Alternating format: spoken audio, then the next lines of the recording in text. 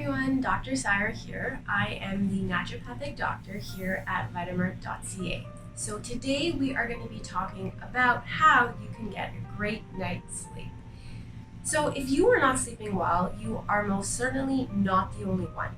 About a third of today's population actually suffers from insomnia. We live in a society where constant fatigue, waking up unrefreshed, and excessive caffeine consumption has really just become the norm. It's important to note, though, that a chronic lack of sleep can actually put you at a higher risk of developing conditions like high blood pressure, diabetes, obesity, and even depression. Sleep is a time where our bodies are able to rebuild and restore. It's a time where tissues are able to heal. It's a time where toxins are eliminated from our bodies. Optimal sleep is so important for hormone regulation, for cognitive function, for immune function, and just overall health and wellness. So there are many factors that could be potentially affecting your sleep. I'm going to talk about a couple of them. So the first one would be high stress, so being unable to wind down before bed. The second one could be excessive caffeine consumption. The third one could be a possible hormone imbalance, so too low melatonin, too low progesterone, and too high cortisol. The fourth factor could be a side effect of a current medication you're taking, such as an SSRI that is used to treat anxiety and depression. And lastly, it could be due to an underlying medical condition like heart disease or a lung condition like sleep apnea, which just makes it uncomfortable for you to actually fall asleep. So how much sleep do we really need? Well, according to the National Sleep Foundation, they recommend that for newborns aged 0 to 3, they need about 14 to 17 hours of sleep. For children aged 6 to 13, need about 9 to 11 hours. And then for adults aged 18 to about 64, they need about 7 to 9 hours a night. So what does it mean to have a great night's sleep? So you need to ask yourself these 4 questions. Number 1, does it take you less than 30 minutes to fall asleep? Number 2, are you waking up throughout the night? And if you are, is it less than 1 time? Number 3, if you are waking up that 1 time, does it take you less than 20 minutes to actually fall back asleep? And then the last question to ask yourself is, are you waking up feeling refreshed? So now let's discuss a little bit about the different stages of sleep. So there are 2 types of sleep. There is REM sleep, which is rapid eye movement sleep, and then there's non-REM sleep. So you are actually cycling through stages of both REM and non-REM sleep throughout the night. So first, let's talk about non-REM sleep. So this is a time where your mind is resting and your body is healing. So there are 3 stages of non-REM sleep. Stage 1, non-REM sleep. This is your light sleep. It can last several minutes, and here you will kind of go in and out of consciousness. And then there is stage 2, deep sleep. So this is light sleep before you get into your deep sleep. And we spend about 50% of our time sleeping in this stage. Here, you will see images of things that happen throughout the day. Then there is stage 3, non-REM sleep. So this is your deep sleep. This is where growth hormone is released and tissues are able to rebuild. It's the time where appetite suppressing hormones are released, which can prevent ravenous hunger the next day. So if you are not getting enough of the stage 3 deep sleep, you may be feeling extra hungry the next day. And something important to note is that alcohol can actually induce stage 1 and 2 of non-REM sleep, but it can prevent you from getting stage 3 non-REM sleep. So the next type of sleep I want to talk about is REM sleep. So REM sleep is when you are going to be noticing that your eyes are moving rapidly from side to side. It usually happens 90 minutes after you fall asleep. Here is where most of your dreaming will occur. Now, it's important to note that as you age, REM sleep tends to decline. And if you're not getting enough REM sleep, you will notice that you might have trouble remembering information the next day. So now that we know more about sleep and the different stages of sleep, I'm going to now provide you with 10 tips on how you can really work to optimize your sleep. So tip number 1 is to establish a regular sleeping pattern. So this means going to bed at the same time every night and waking up at the same time every morning. Our bodies thrive off of regular routines, whether it's regular eating times, regular exercise times, or regular sleeping times. Tip number 2 is to only use the bed for sleep and intimacy. So this means no eating in bed, no watching TV in bed, and most definitely not doing your work in bed.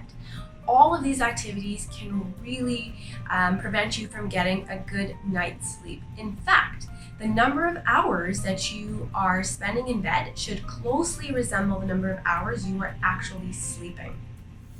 Tip number 3 is to dim the lights 1 to 2 hours before bedtime. So melatonin, which is our sleep hormone, is released in response to darkness and it's inhibited in response to light. So as it gets darker, melatonin is released, and this is what makes you feel sleepy. So it's really important to dim the lights 1 to 2 hours before bed and maybe use candles as an alternative. Tip number 4 is to really limit blue light exposure. So this means limiting screen time 1 hour before bed, no TV, no smartphones, no iPads, and no laptops. All of these electronics can emit blue light, which can block the release of melatonin and prevent you from getting that deep stage 3 sleep that we talked about a little bit earlier. So if this is not a possibility for you, try blue light blocking goggles, which helps to block this blue light so that you are able to go to sleep a little bit easier. Tip number 5 is to open the blinds first thing in the morning. It is so important to make sure you are getting that natural sunlight within 1 to 2 hours of waking up.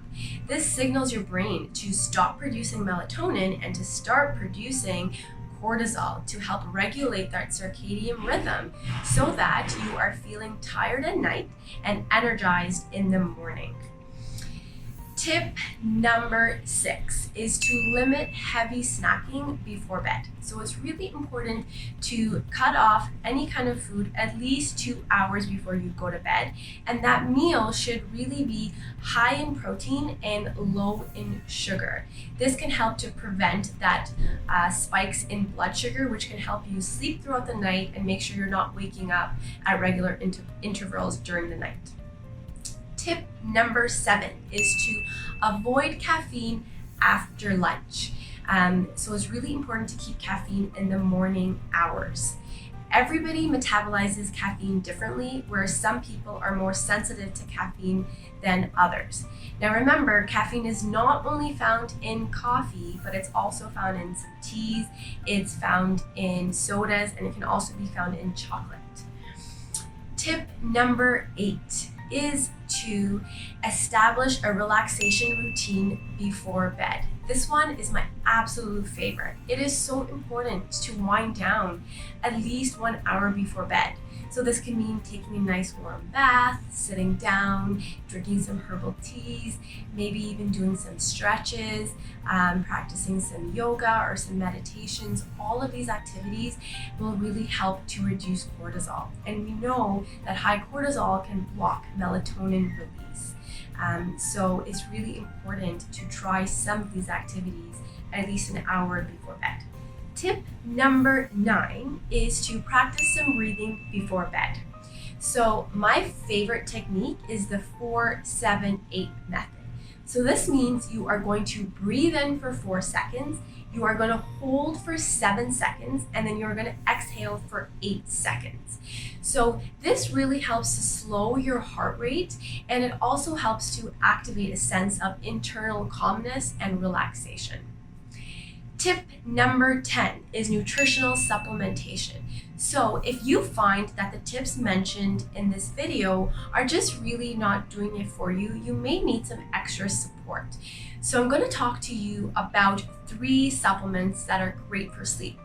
So the first one is melatonin. So melatonin is great to improve sleep quality and helps to improve REM sleep. It's great for people who have trouble falling asleep. It's used to regulate your circadian rhythm, so it's really important to take it at the same time every night, usually about 30 minutes before bedtime. The second supplement I want to talk about is magnesium. So magnesium helps to regulate melatonin levels, meaning low magnesium levels could translate into low melatonin levels. So taking some extra magnesium can be really helpful for that melatonin release.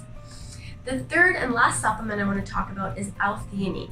So L-theanine is an amino acid that helps to relieve stress and really induce relaxation.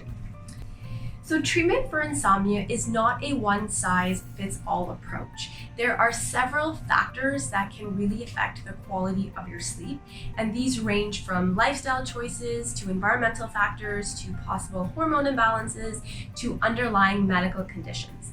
The best sleep comes when all of these factors are truly in balance.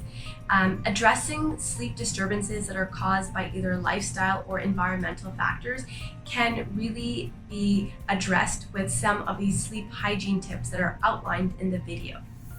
If you find that after trying some of these sleep hygiene tips, your sleep quality has still not improved, then most definitely see your naturopathic doctor or your family doctor to address a possible hormone imbalance. This just means to do some simple blood work to really see if hormones could be the cause of your sleepless nights. So I hope you guys enjoyed this video and found it useful. Please leave us your comments down below. Thanks, guys.